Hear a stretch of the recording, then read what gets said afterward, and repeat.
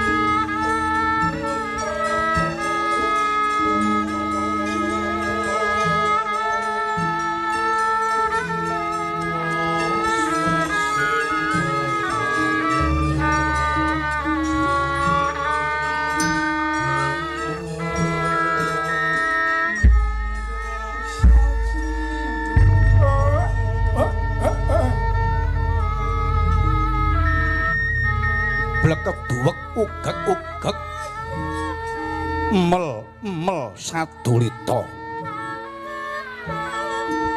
lae ndara kula sesemban kula ing Madyapada ndara kula Puntadewa Gus neng kados dening watu ning kados toya boten kersa paring dawuh emenggalih paduka kula kula ngertos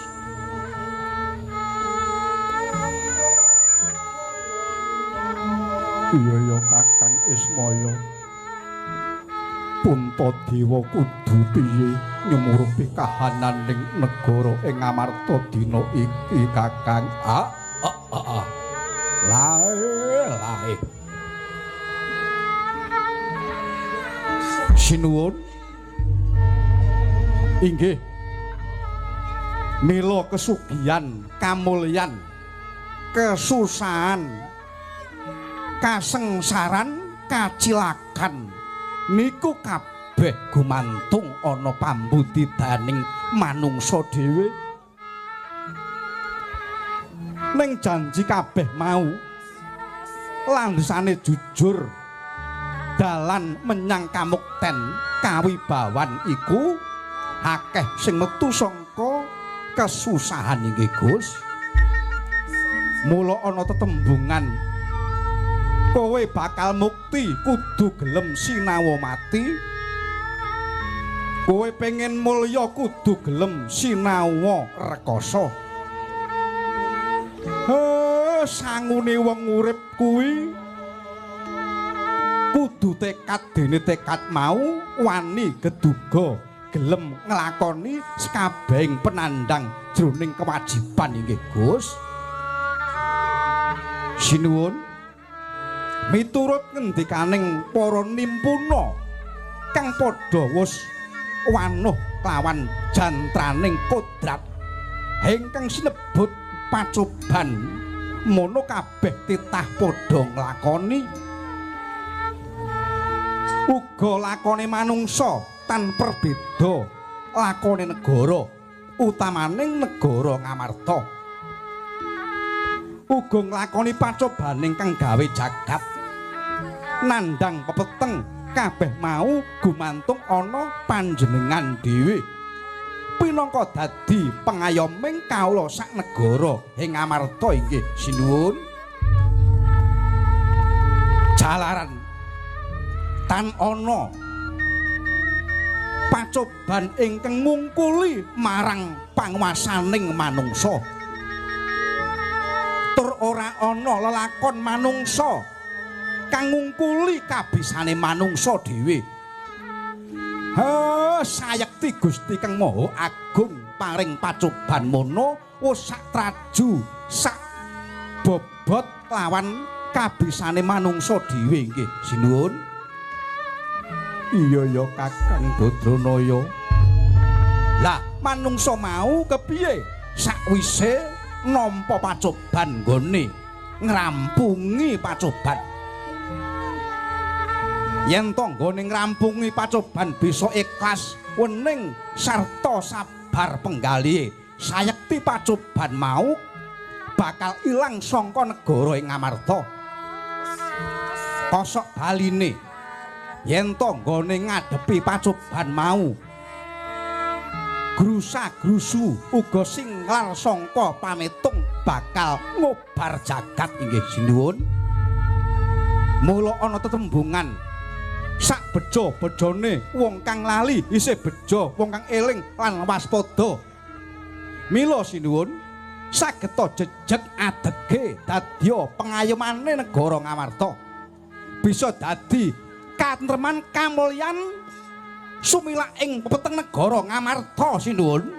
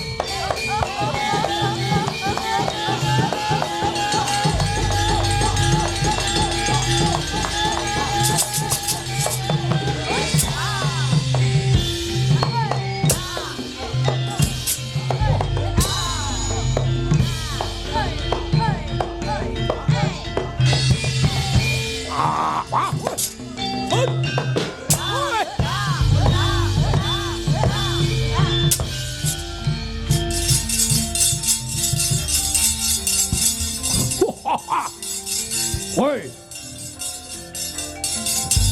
Kakang Sambosoro, Kakang Anipropo.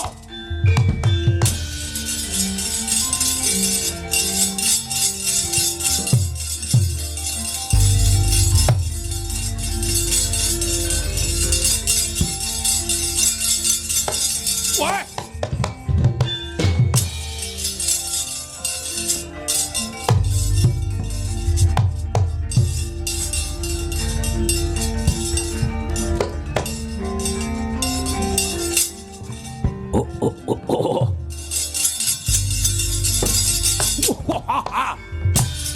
Ôi!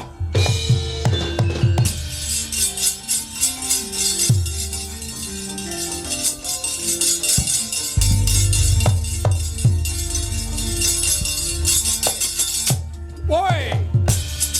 Ôi!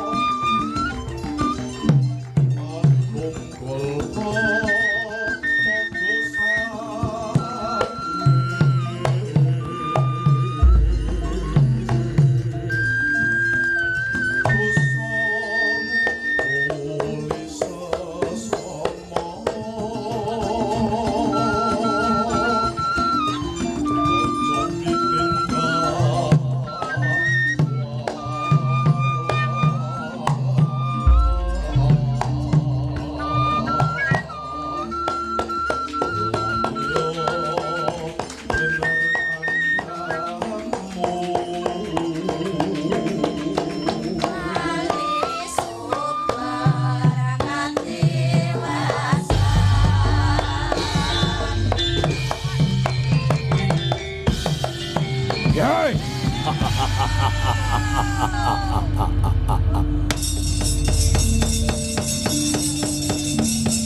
Bojleng-bojlenge pelaknat padha jek-jekan.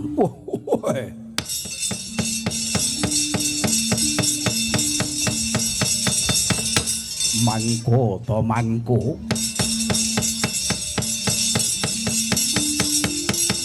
Yai Pralempa Sura.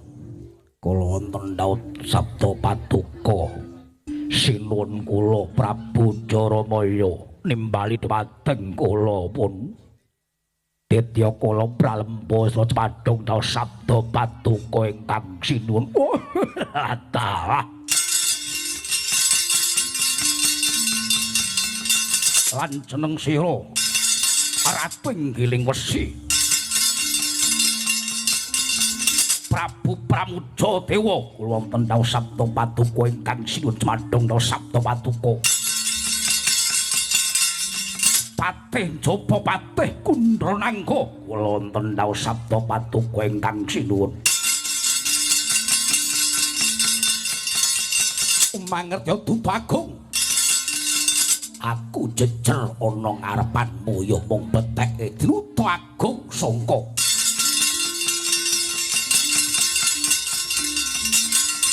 Kanjeng Sinuwun,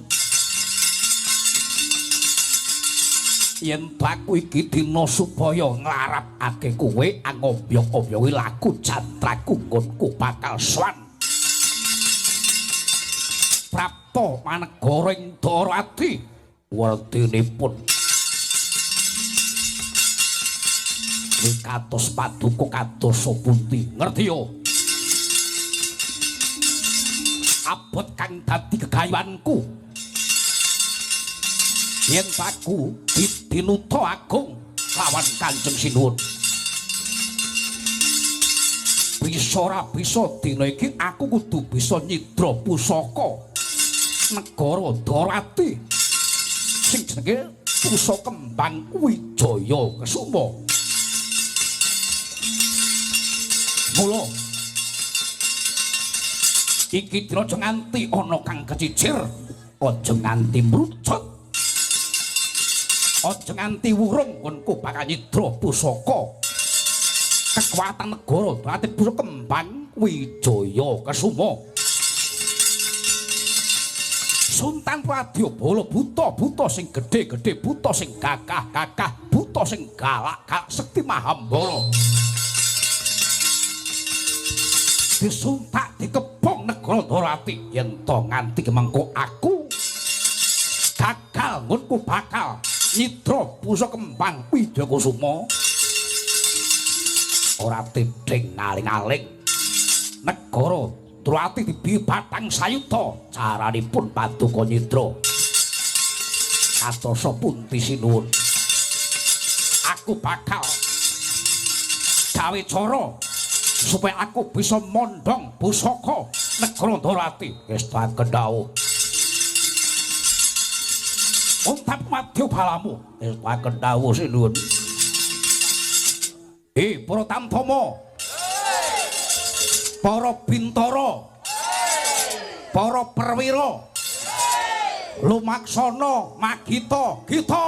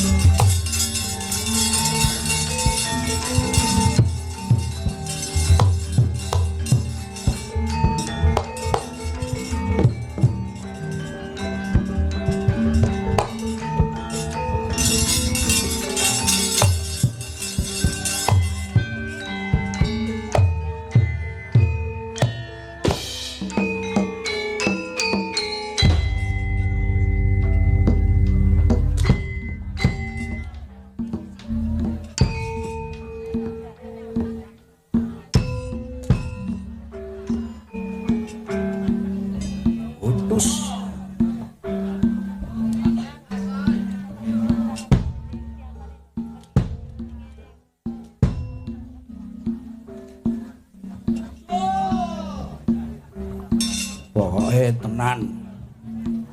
Iki undang-undang. Penabuhe tambur khususnya nek ora bareng karo tambur ngarep tak potong separo. Nganti kecilik ora padha karo ngarep. Undang-undang ora kena digugat. Potong separo. Mbok tukang peking to. Lah mbok kethuk to. Potong separo.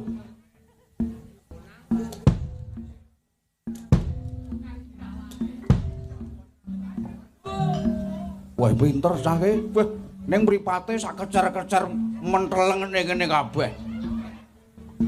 Tenan kok mlese mbel lho, Le.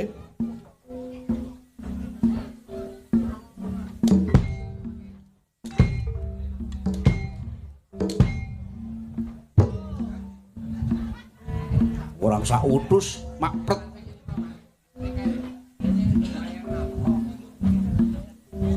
Wis meneng tabuhane. Ora tabang-tabang titik. Cukup meneng. Enten dangdute. Tak tu, tak tu, tak tu, tak tu. Ayo. Ya. Tak tu, tak tu, tak tu, tak tu. Ala katir tir, ala katir tir, akatur katir tir. Asoy. Ala katir tir, ala katir tir, akatur katir tir, akatur katir tir. Wah, ya ini wis dikatur-katurne. Asoy. Yo, yo, penake. Gayenge. Ayo cok terus cok, dangdute cok. Asoy. Tak sogo, tak sogo. Tak sogo, tak sogo. Rene yo tak sogo. Rene yo tak sogo. Sogo, sogo. Sogo, sogo. Sing nyogok kene sing keri kono. Yo, yo. Harimau, harimau. Harimau Malaya. Yo, asik. Goyang terus sampai malam. Asoy.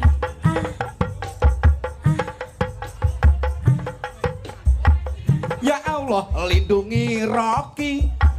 Ya Allah, sahabat Nabi. Kok sahabat Nabi itu? Ya Allah, lindungi Rocky. Amin. Ya Allah, sehatkan Ari. Ya Allah, jaga Panji. Ya Allah, sayangi Hani. Asoy. Ya Allah, lindungi kita. Ya Allah, sehatkan Gimun. Ya Allah, jaga Jani. Ya Allah, sayangi Sarji. Amin. Ya Allah, sayangi Sarji. IP lho kuwi.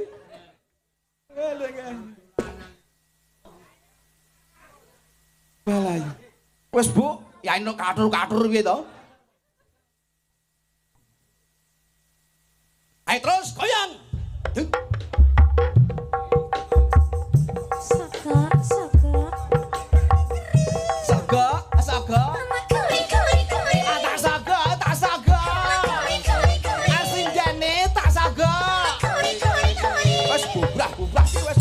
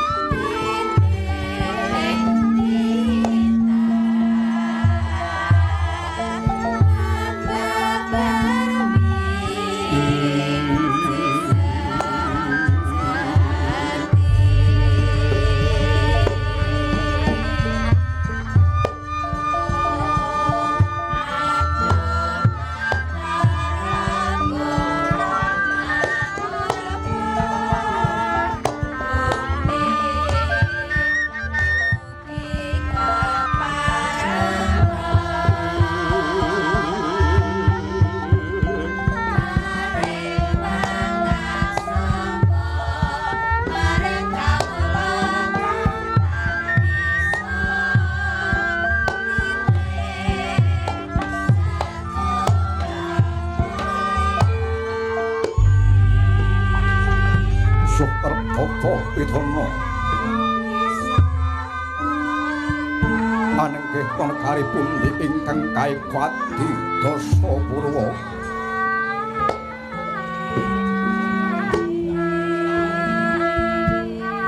Eko sawijati linwe dosa 10 Purwa wiwitan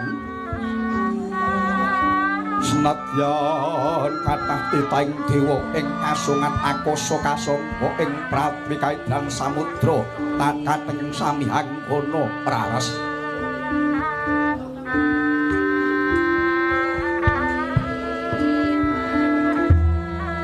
Bangkat wonten negaring Ndorati negari Panjang kunjung pasir ukir Allah jinawi kemah paripah karta tata Toraharja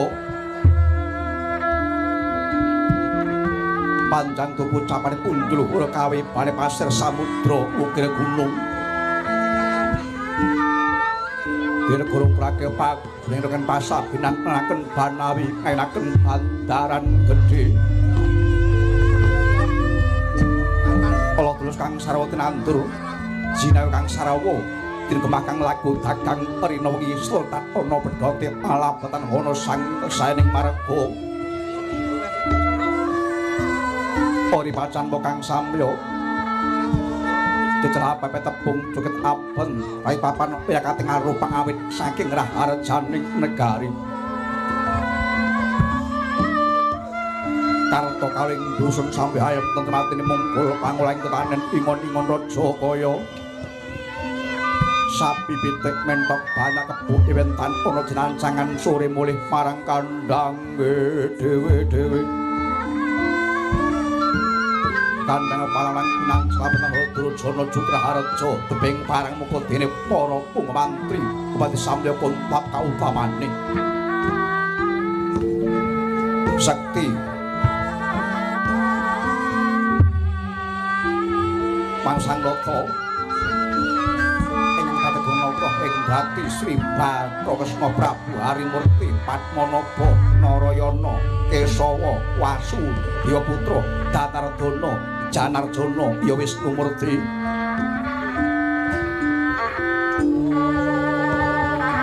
Sang Nata krawat ingkang rakana tenadring Mandura Dejeluk Prabu Baladewaya Kagrasana ya Kusuma Walikita Sang Jaladara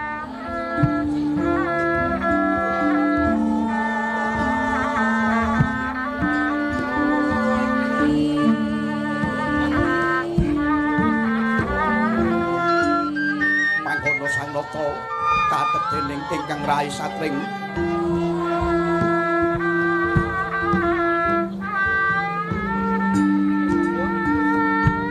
Sul Praden Haryos Dakinak sanakae Bisnu Temanggala kinaglogul agul tanggal diloko hanggung ing Radyana Patih Udu Kakah Prakosa Prawira Sembada lempat pangkaito putusan dening WWK Parmata tansah ngaster pisahi sining blaja umbul-umbul layu bantet pangagumpaten pindho angen tanu pindho mendung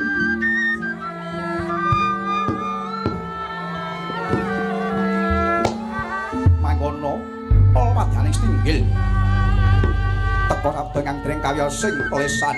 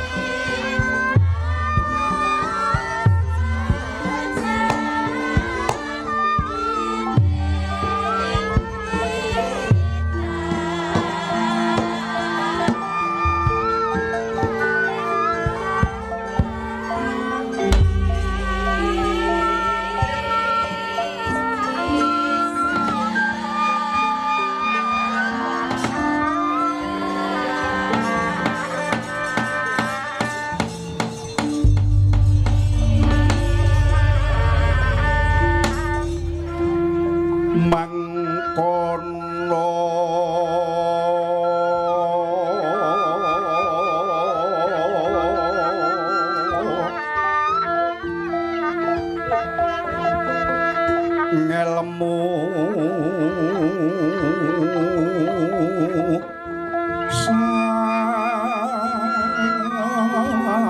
sanyata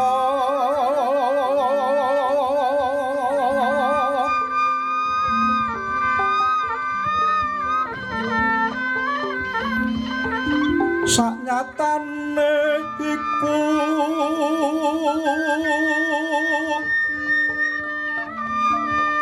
kanyatan kang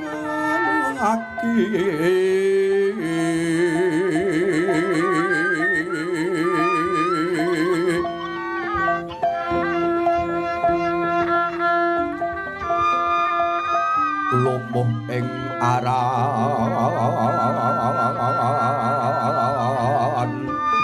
jublo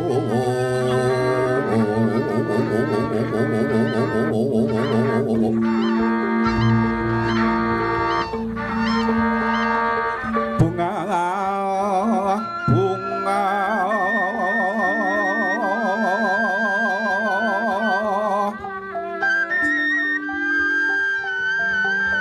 yanati ino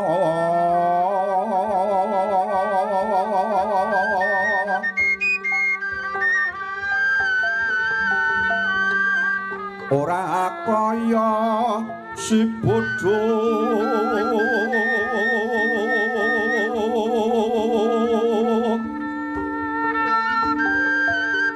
hanggungku mungkungan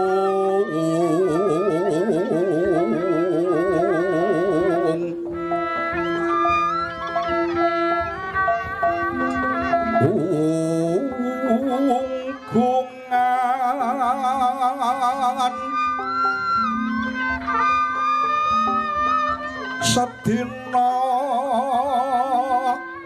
dina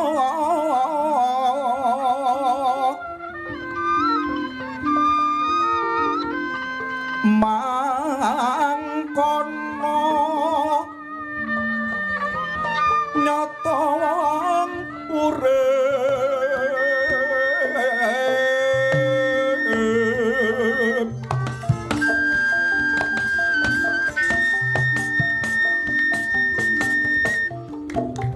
urip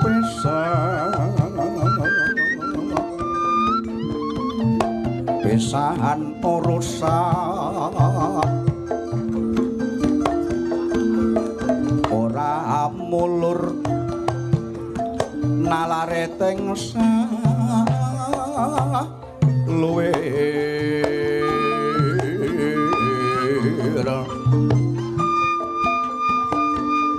kadito kuwo kang sira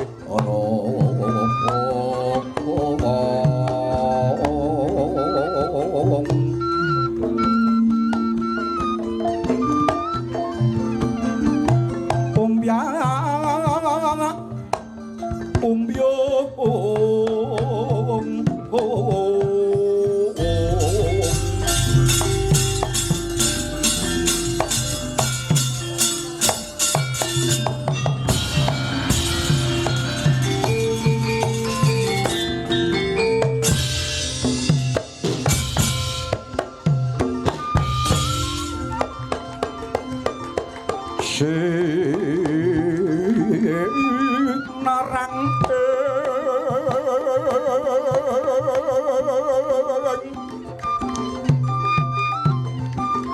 maruta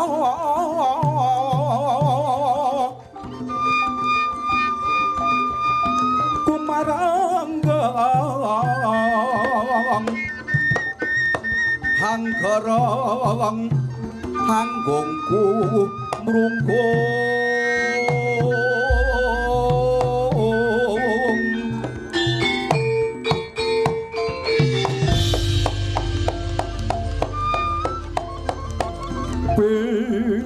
pindho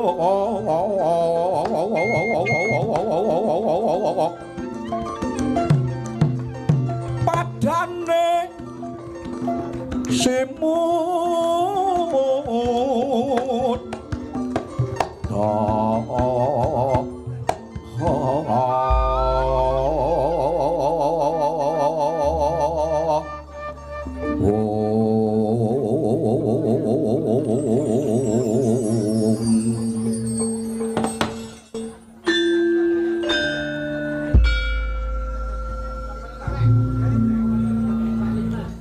Pandene paksaku mage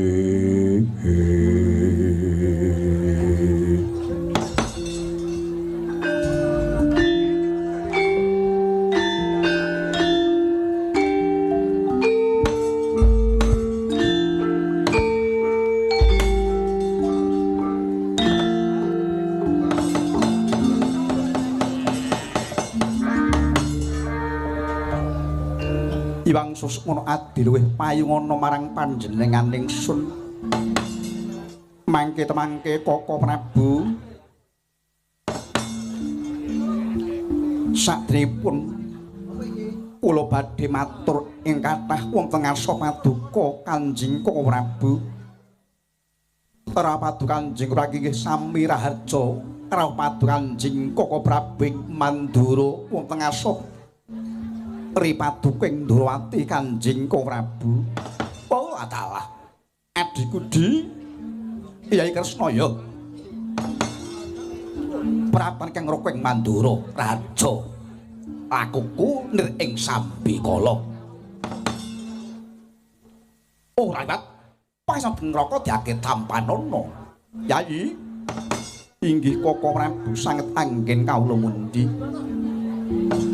Sampun tampi kanthi bingahing Rai Paduka ing Ndrawati. Mboten langkung den kaprayogakna pringgajeng andika Kanjeng Koko Prabu anggenipun pinarak lenggah. Oh adalah Yai. Ora kurang terwaca ora kurang kepinak anggone ngraka marang Abiyantara ana ngasaning kadangku anom Kyai Prabu Kresna. Sepaten ugi kula Koko Prabu. Sapa iki Ripaduka ing Surabumi? Satyaki inggih kula aturaken pangabekti kula mugi kunjuk Koko Prabu. Yai pun Kakang tampa banget panjenengan kang ngraka ing Mandra aturaken bekti marang pun Kakang pasan ngraka diake tampanana Bima Kunting inggih kula saged anggen kula nampi mugi datu jimat paring pangestu Paduka Kanjeng Koko Prabu.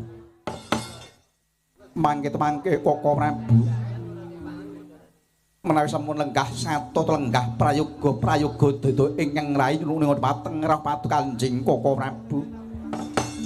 Saestunipun wonten wigatos punapa dene Paduka kesenawuh wonten negaring Ndrawati Kanjeng Koko Prabu. Kala ming mung mawali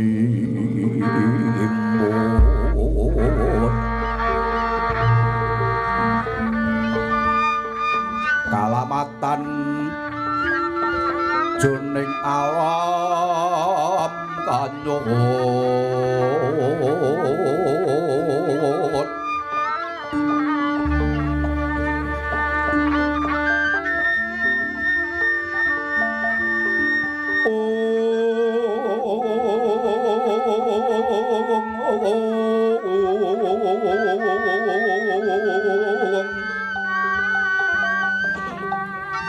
saknyatane iku kanyatan kaki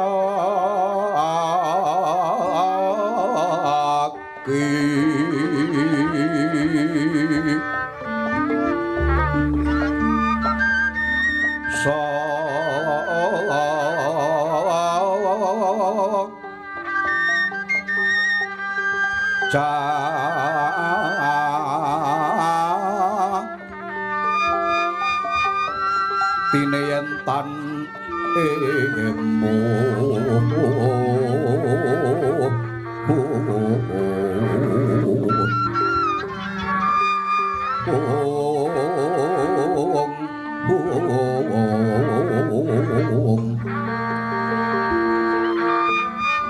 yakti tan bisa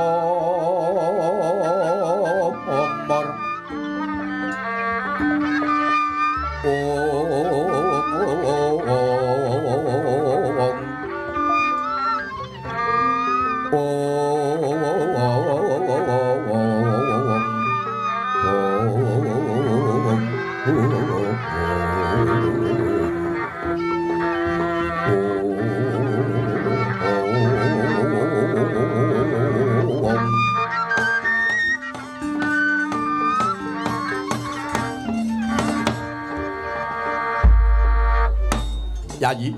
Yo. Dene prapan kang ngroko ing Mandura pisantur harjaning praja Dwarawati kene kaping pindho Yayi. Kang ngroko Baladewa bakal hangaturake alam oneng, alam iku tembung lawas, oneng ku kangen, ya onengku, ya kapangku, katresnanku tumanduka. Marang kadengku anem ing Durati kene ya Prabu Kresna. Inggih, matur geng panuwun kapang katresnan sing patuanjing Koko Prabu. Ya. Kaping triwigatining perlu Yayi. Udakara Winatara wis ana. Sacandra etunge kalenggan iki ingkang ngroko ing Mandura. Ana ing sanggar pamujan manungku puja semedi meminta nugrahaning Gusting akarya jagat. Wanjing Taboratri ingkang ngroko ing Mandura. Yen tak arani ngipi, yen tak arani nyupena kok kaya wangsit, yen tak arani wangsit kok kaya ngipi. Sebab impenipun Kakang kaya cetha-cetha kaya tenan-tenana. Ing kono Yayi. Sangka pasupenan ingkang ngroko ing Mandura. Yen to negara ing Dwarawati kene ketaman pepeteng. Ketaman pepeteng. Joning peteng swasana negara Dwarawati kene ana banjir bandhang kang gedhe. Dene banjir bandhang iku mau kaya bisa anggon-cangna kursi palenggane kadangku anom Yayi Prabu Kresna ing Dwarawati. Mula di emeng jone penggalih ingkang ngroko ing Mandura. Kagiat rasane ingkang ngroko ing Mandura nyumurupi adiku lanang ing Dwarawati iki nemu apa ana apa. Mula ing kono sigra grayah-grayah ingkang ngroko ing Mandura tata-tata nitih Kyai Puspadata ndak gelak lakune Kyai Puspadata banter lakune gajahipun Kakang kaya tan ngambah bantala saka bangre playune si gajah. Upama ana sasuwing busana kang ngroko sajengkang ora tak gawe sabab, ora tak gawe sabab ya sukanggone kang ngroko ing Mandura enggalo tumuju marang ladan negara Dwarawati ana ngesane kadangku anom ing Dwarawati kene.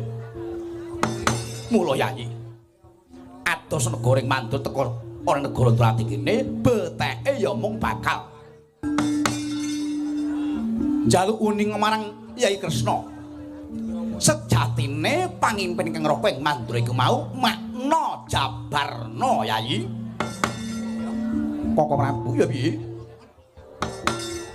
Matur bing panuwun dene paduka rawuh wonten negari ing Dwarawati. Caos uninga babakan pasupenan paduanjing Koko Prabu. Ya. Ananging saking pamanggengkeng rayi ing Dwarawati babakan pasupenan ingkang paduka tampi Koko Prabu. Ya piye Ki? Menika Sekar Jalmanendra. Lho, Sekar Jalmanendra inggih. Kembanging wong turu. Inggih Koko Prabu. Mending mangke paduka badhe ngagungaken budayanaken ngripta pangimpen badhe paduka agungaken mangke tundhanipun wekasanipun badhe kugung ketanggung kepama ora sida mburu uceng kelangan delek Kanjeng Koko Prabu wae ladalah.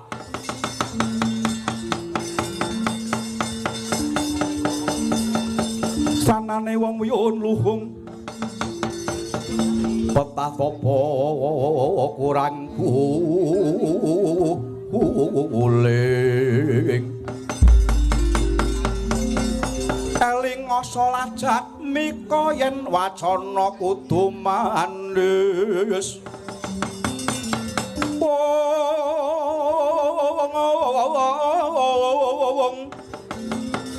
More sang semesa somo More sang semesa somo samane manungsa sami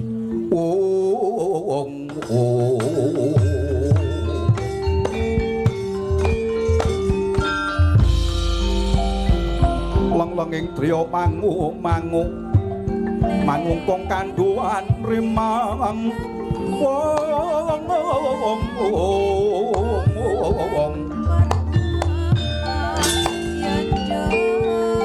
leleno tanpa ngandhen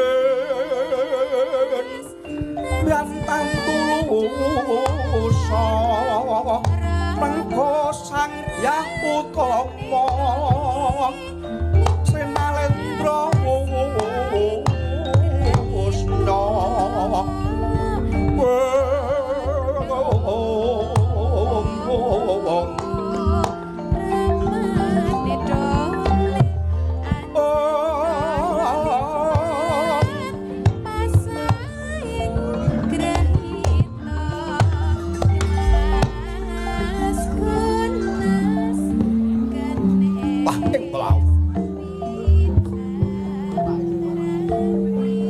Sawetawis pangasang nata Prabu Kresna ingkang Rakanata nalindring Mandra Prabu Baladewa. Geter Jawi. Prataning satya saking munggel pawana Raden Harya Werkudara. Suwan kunjuk wonten negaring Ndarawati. Umrajak tanpa ingkang samya sumewa. Kanca-kanca didalan kanca.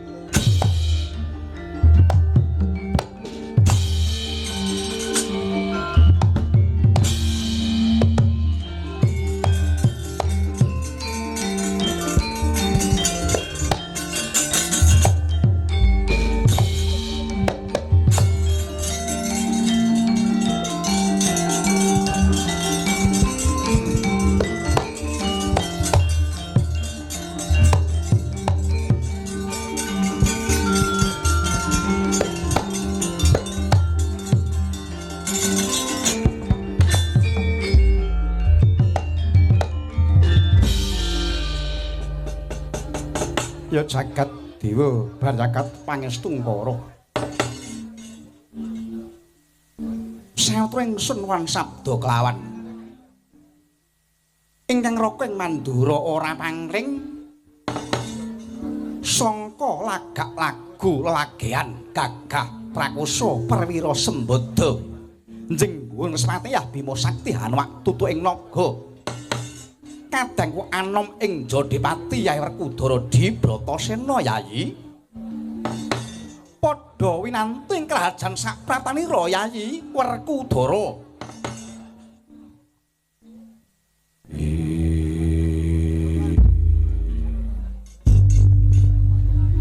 Kresna kakangku. Padha slamet aku ora ana halangan sawiji apa.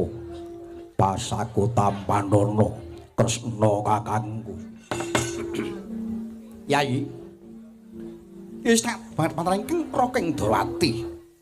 Pangestuning kang raka diake tampanana ya Yayi Werkudara. Yo. Mbak tampa tangan loro tau sawaking pun-punan dadi mulyaning uripku. Baladewa Jrapang kakangku. basaku tampanono Baladewa Drabang kakangku. Wae dalah. Kaget aku. Ya ini kok meksa dilek-lekne kok angel men. Teklak, tekluk. Yai Werkudara, yo tak topo banget patemen Kang Raka ing Mandura. Pangesmane Kang Raka diake Tampanono di Bilawa. Yo ndak tampa tangan loro tau sampe nembung dadi mulyaning uripku. Mangkoto di Werkudara. Yayi yen sangat lenggal-lenggah Kang Prayoga ingkang Raka nyuwun menang Prapang Syadi Werkudara.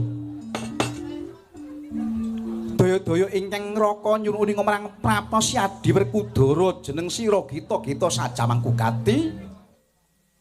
Pengawak Bajra Prapon saningkang Raka ing Darawati di lenggah satata lenggah Prayoga. Prayoga ingkang Raka nyuwun marang Syadi Werkudara sejatine ana wigati apa?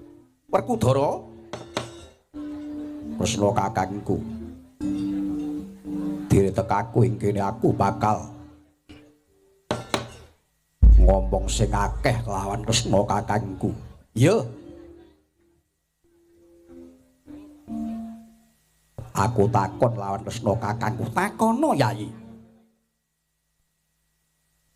Pandhawa lan Kresna kakangku kuwi dasare saka apa? Dasare saka kusir kreta lan sakjarane. Sing dadi kusire Pandhawa sapa? Pun kakang ing Darawati. Jagat ketetak patrahanak seni yen to ingkang Raka dadi kusiring Pandhaputra ngreksa uting para Pandhawa. Sing dadi kreta jaran kuwi sapa? Para Pandhawa 5.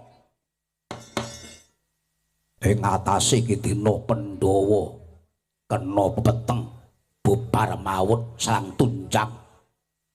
Nanging kena ngobeng dadi kusir kok mung meneng wae.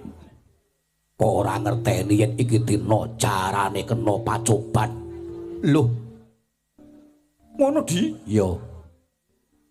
Kang mongko nadyan to kowe kuwi kusiring Pandhaputra nanging jejering Kresna kuwi pancal maning Wisnu ngerti sak driwin arah. Ning kena ngapa ing ngatasé kreta jaran iki dina rusak. Geger peteng kang dadi lakone kreta jaran nanging kusir kok mung meneng wae. Tenguk-tenguk kaya nemu kethuk karepmu piye? Werkudara. Ya ini kok wis dudamana kelawan Werkudara. Pun Kang Adyanto, pun kakang iki panjaman sing ngertu jare Kresna kuwi ngerti sak driwin arah. Pancen tak akoni nanging Yayi. Sipate manungsa nadyanto pun kakang iki panjal maning Wisnu. Pun kakang iki uga titah sawantah manungsa lumrah ora beda kelawan kadangku anom ing Jodipati Werkudara. Sipate manungsa kuwi ya mung ora ninggalake marang lali, apes lan mati. Mula Werkudara, ya sing gedhe pangapuramu nadyan to iki dina Pandhawa 5 ana pacoban. Nanging Kang Raka ing Darawati ora ngerti ora pirsa. Terus kapiye Di? Para Pandhawa iki dina ana wigati apa? Ana pacoban munggo ing kadang-kadangku Pandhawa Yayi Werkudara. Kagem matur Kang Prasaja. Kresna kakangku. Mangerti iki dina negara ing Ngamarta, ketaman Dahuru pepeteng. Ketaman pagebluk Mayangkara. Dasare kabeh para kawula tasih kabeh padha wayang wuyungan. Ngopo keslametan penyakit tular tumular anggegirisi angadri-adri nganti laranging sandang laranging pangan ing negara Ngamarta bledhek mangampak-ampak kang tanpa udan lindung kanter-kanter jroning negara Ngamarta. Mula ing kono pusaka negara Ngamarta apa wae pusaka tak dinggo tranggolangi pagebluk nanging gagawe kakang tanpa karya pandhita wasi wiku wong pinter ngendi wae supaya ngusadani pagebluk mayangkara nanging gagawe kakang tanpa karya. Ing kono marep kakangku ana ing sanggar pamujan antuk wangsiting dewa pakasirna marga layu ilang sipating dahuru. Yen to negara Ngamarta tinengganan dening pusaka negara Darawati yoki pusaka Kembang Wijaya Kusuma. Mula mangkono kesna kakangku perkara keslametaning negara Ngamarta remuk dadi bubuk ya ana tanganmu. Kalis ing sambikala ya ana tanganing Kresna kakangku. Wah, fatal.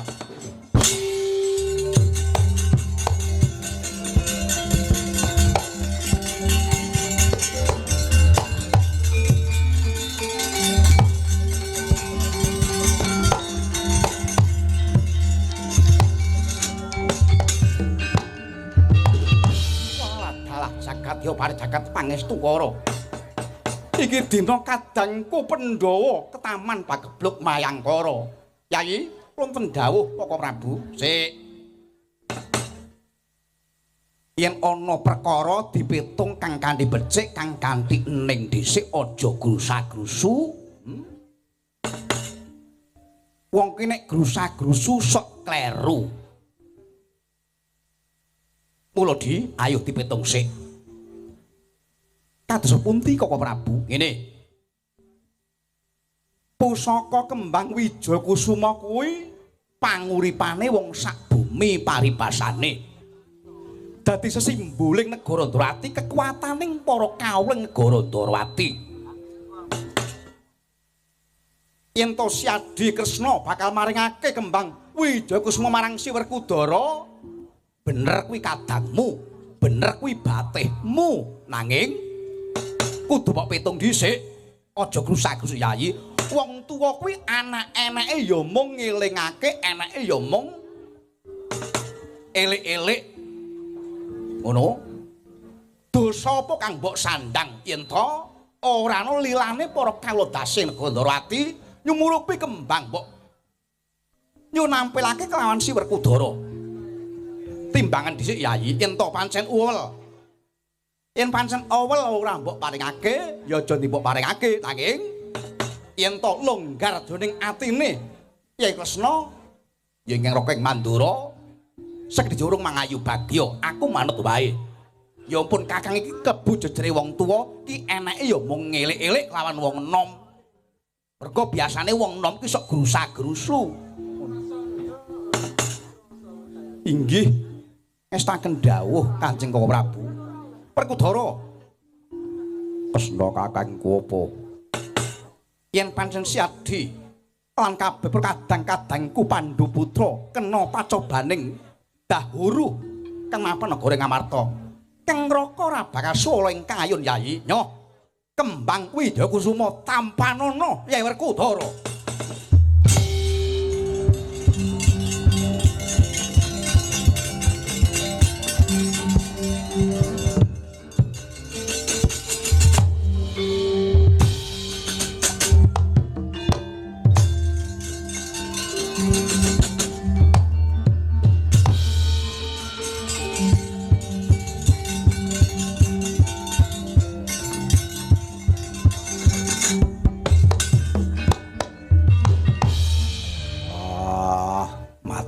Panuwun lawan Kresna kakangku menake Kembang Wijaya Kusuma bisa dadi panguripaning kabeh prakalotasi negara ing Ngamarta. Yen mangkon aku minta pamit.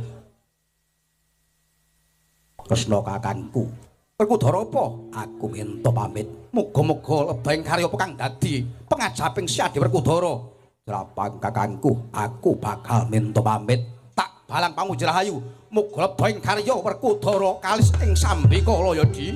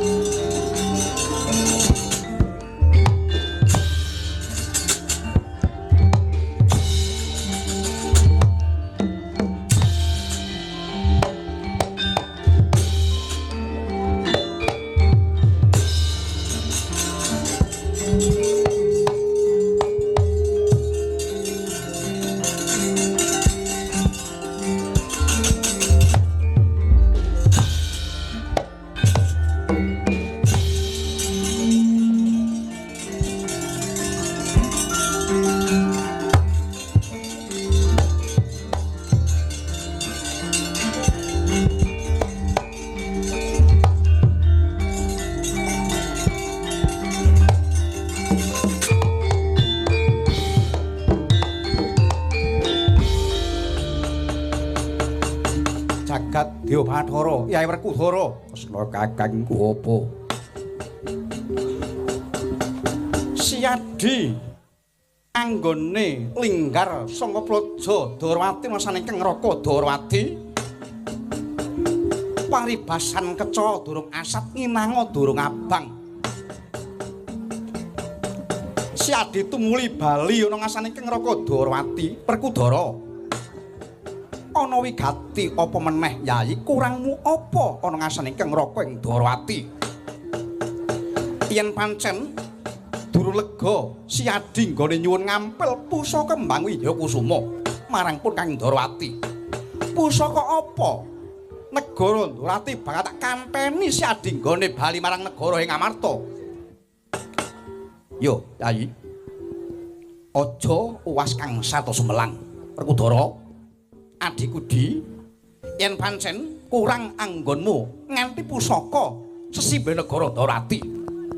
Pusaka apa sing ampuh-ampuh apa ora sah tida-tida kelawan ingkang Raka ing Darawati. Gage matura. Di Werkudara, aja mung meneng wae ya Yayi. Enggal Siadi aba marang pun Kakang. Pusaka apa meneh kang mbok kanthi? Kang Raka bakal nyun ampil marang Siadi Werkudara. Kekuranganmu apa legamu sing kepiye? Kandha kelawan ingkang Raka ing Darawati ya Yayi Werkudara. Asna kakangku. Werkudara apa? Kowe iki grenengan ngomong apa? Piye? Kowe grenengan bodho ngomong apa? Lho, ngomong apa piye to iki? Aku teko radang digolek-golekne apa eneke, wedang teh apa kopi. Lah kok malah bodho grenengan karepe dhewe-dhewe. Ndangke enenge apa kono? Didepne kene kok malah bodho grenengan. Wong teko urung nganti ampekan. Kok wis digrenengi. Sik to Di. Siadi ki piye to kok malah greneng-grenenge kelawan pun Kakang? Pun Kakang bakal takon kelawan Siadi. Siadi bali ana saning Kang Raka, kurangmu apa, Yayi? Aku ki bingung. Kowe ki ngomong apa? Lho, sing bingung iki Kang Raka ing Darawati lho, Mas Siadi sing bingung iki to? Aku iki yo bingung kowe iki padha ngomong apa. Sik to. Yahine padha rebutan bingung iki piye to iki? Werkudara. Seksine Kang Raka ing Mandura, Siadi mentas bae sangka negara Darawati kene. Aku, iya ya kowe kuwi. Tekan kene ngopo Werkudara? Tekan kene nyuwun ngampil pusaka kembang Wijayakusuma. Jare wektu iki negara Ngamarta ketaman pagebluk Mayangkara, bisa sirna marga layu sipating dahuru yen tinengganan dening pusaka kembang Wijayakusuma. Iki dina Werkudara mentas wae negara Darawati nganti pusaka kembang Wijayakusuma, Yayi. Wah, yen mangkono malih.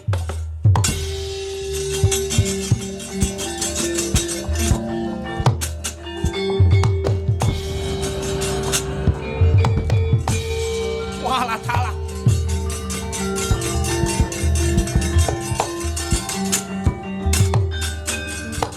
Wah, adikku. Tenan Yayi. Aku ki adoh saka negara ing Mandura ki ora cedhak. Saka negara ing Mandura ki 30 dina aku tekan negara Darawati. Ya kepanasan ya kudanan. Ados negara ing Mandura ki beteke ya mung ngelingake kelawan Siadi Kresna. Ngelingake lumantar impenku kangge mangkono. Malah anggonku ngendika barang Siadi kaya dintai. Pangandikanku kaya-kaya impen kuwi kaya-kaya digatekke marang Yai Kresna. Wah, Yai tumus tenan dina iki impenku tumus tenan Yai. Iki lakon apa nempo negara Darawati? Negara Darawati yen pusaka kembang Wijayakusuma iki mengko terus piye Yai? Waduh adikku. Kowe kelangan kembang Yai, kowe kelangan pusaka Darawati sesimbe negara Darawati Yai. Iki terus piye Yai? Mulane nek wong tuwa ngomong kuwi ya gatekno. Nadyan to wong tuwas kari ampas ki ya sok gatekno. Wong tua iki penting lho, wong tua iki penting lho Ayim. Coba yen mangken iki kok salahake sapa? Yen to pusaka Regawati ilang ki sing kok salahake sapa? Pak Prabu, ya piye? Ingin klosaken dumateng icipun kembang pusaka kala wau paduka. Lho, kok kowe nyalahke kelawan pun Kakang? Sebab salahipun ingkang Raka ing Mandura. Dene wedal menika kula kecalan pusaka. Lah kok malah paduka ngundama ingkang Rai Ndorati. Walah dalah. Wong legan golek ngomongan, kebo punuk golek pasangan. Werkudara tak susul, tai-tai dapure Tratmaka ya iki. Woi, Amuk Pramata, endi dapure maringe? Woi.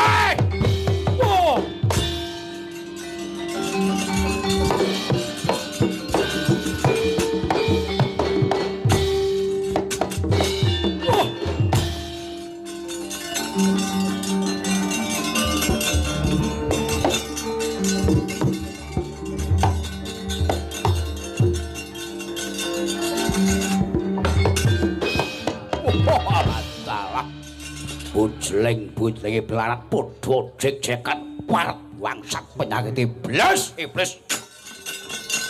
setan alas ana manungsa muram danta kowe wani mundingke saka mburi kowe sapa kowe anggon kula mawat laku kowe enak kepenak kok dingke saka mburi nadyan to kowe satriya ning budimu candala kowe wani gawe dadaning pasulayan kowe ngilani dadane Prabu Jaramaya kowe nebuk pun-punane Prabu Jaramaya setan Werkudara enten ana satru pemuyutan sandak dapurmu kokop getihmu ilang nyawamu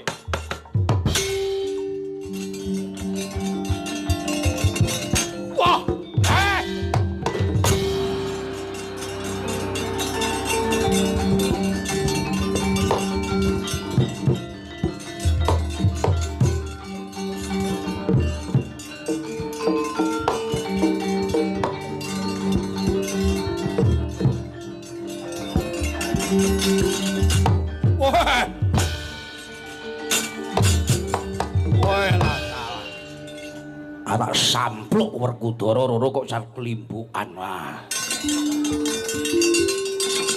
Lanjut king kowe Werkudara. Werkudara.